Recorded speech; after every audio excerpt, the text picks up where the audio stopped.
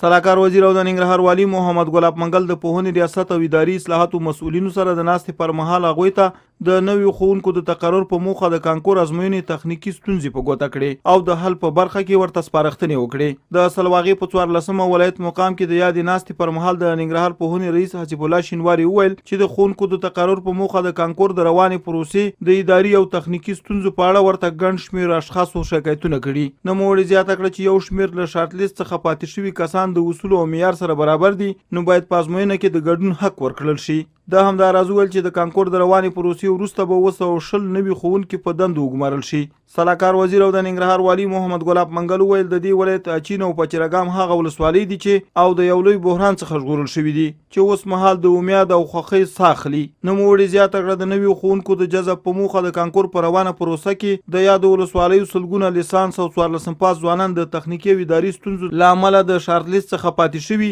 نو په همدې اساسي مسؤلینو ته د یادې تخنیکي ستونزې د حل سپارښتنه وکړه. د اداري اصلاحاتو او ملکي خدمتونو اداري او پوهنې ریاست مسؤلینو د یادې ستونزې د حل په برخه کې ننګرهار والي ته ډاډ ورکړ.